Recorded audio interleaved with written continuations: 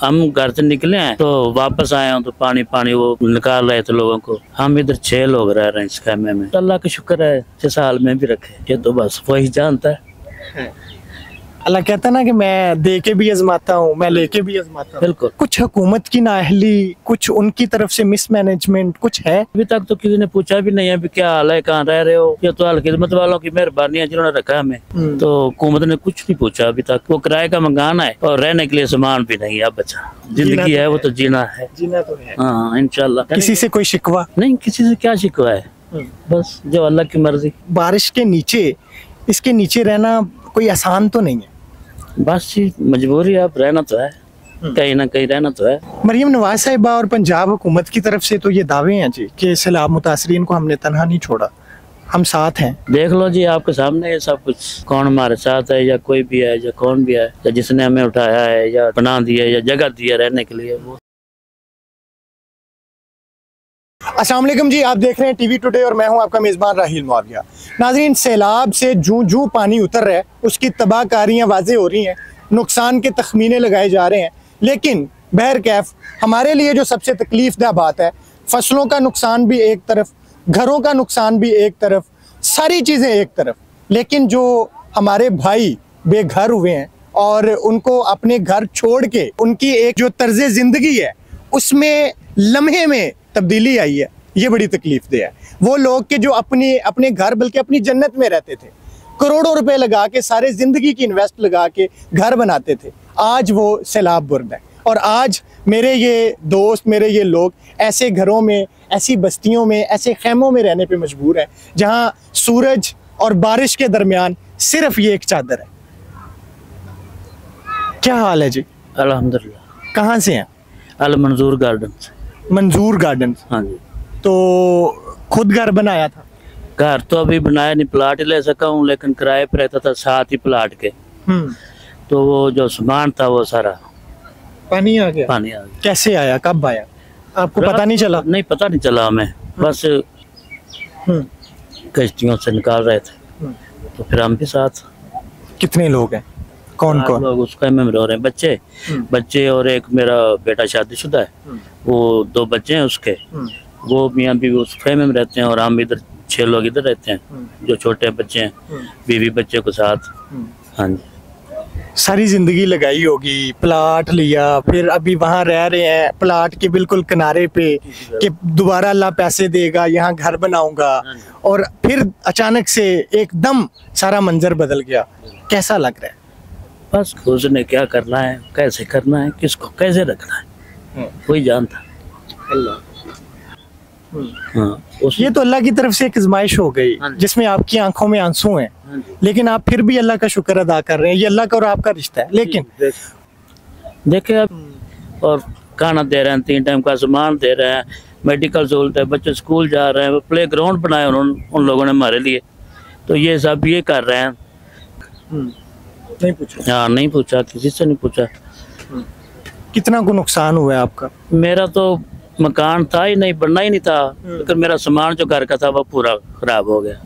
हाँ, रहने यानी कि हाँ, बस अब दोबारा से जिंदगी स्टार्ट करनी पड़ी तो जाहिर है मुश्किल तो होगा ना?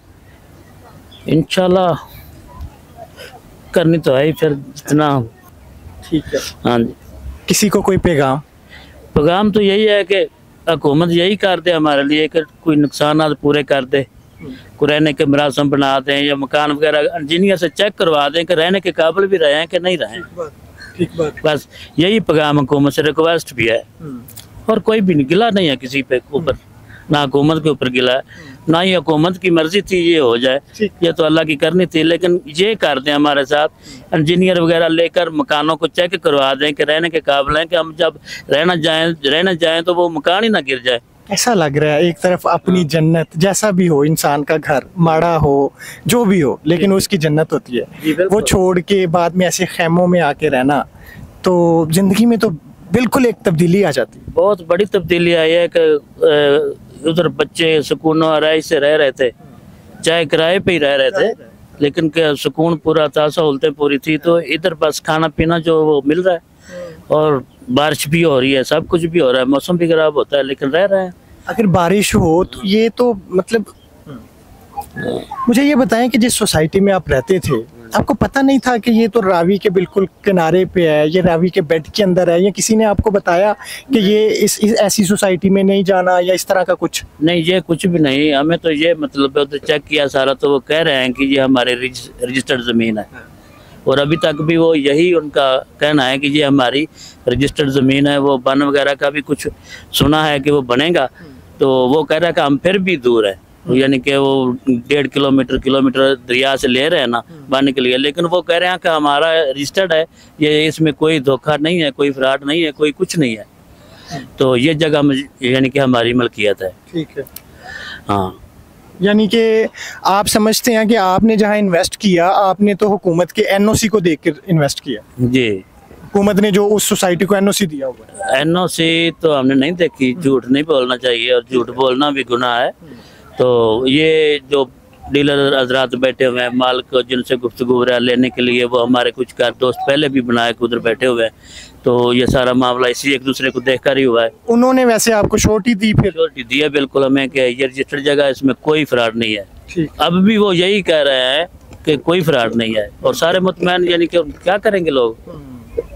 क्या करेंगे? यहाँ से जाके वो प्लॉट बेच देंगे या वहीं घर बनाएंगे?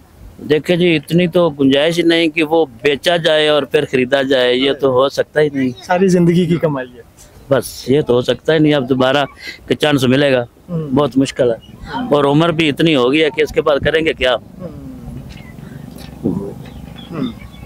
ये तो फलाही तंजीमों का काम मुझे नजर आ रहा है, रियासत का है। हाँ, नहीं, कुछ भी नहीं, उधर से कुछ भी नहीं हुआ, कुछ भी नहीं हुआ। हाँ, ये हकायक हैं जी, और ये हालात हैं यहाँ बस्तियों के। हमारे साथ एक नौजवान भी मौजूद है, आप इनके साथ ही हैं, तो आए ना, जरा आए तो सही। हाँ, इधर आए, इधर आए। क्या हाल है, क्या करते हैं? जी, मैं बाइकों का काम करता हूँ। बाइकों का काम करते हैं जी। क्या ये क्या लगते हैं? वालिद है। वालिद साहब हैं। ठीक है, तो काम सीख रहे हैं जी। तो आप फिर यहीं से काम पे जाते हैं? अभी तक तो नहीं जा रहे काम पे, अभी इधर ही हैं। ठीक है, पानी की वजह से। ठीक है। कपड़े वगैरह उधर ही पड़े हैं सारे घर में, तो पहनने के लिए भी कुछ नहीं, इसकी वजह से नहीं काम पे जाते। पहनने के लिए कुछ नहीं? हाँ, यही है ना, 1-2 सूट बस। सैलाब ने इतनी भी आपको जो है ना मोहलत नहीं दी कि आप वहाँ से कपड़े निकाल लें? नहीं नहीं, इतनी भी नहीं दी। बताया था उन लोगों ने रात को, पर हम लोग कहते थे कि पानी नहीं आएगा, ये हो जाएगा, वो हो जाएगा, फिर अचानक ही। कैसा लग रहा है अपना घर छोड़ के अब आके खैमों में रहना? बुरा फील हो रहा है, घर की याद आ रही है, और कैसा फील हो रहा है। क्या चाहते हैं आप? अपने घर में चले जाएं दोबारा से फिर। किसी से कोई शिकवा है? नहीं, कोई नहीं। किसी को कोई पैगाम? नहीं, कोई पैगाम नहीं, बस यही चाहते हैं घर चले जाएं। जाहिर है जी, एक घर का मुकीन यही चाहेगा कि मैं अपने घर चला जाऊं, लेकिन अब रियासत की जिम्मेदारी है कि वो इनका जो है ना वो हाथ थामे और इनको लेके जाए और इनके नुकसानात का अजाला करे, क्योंकि अगर हमने ये ज़िंदगियां दोबारा से बहाल करनी है तो फिर इनके हाथ थामने पड़ेंगे।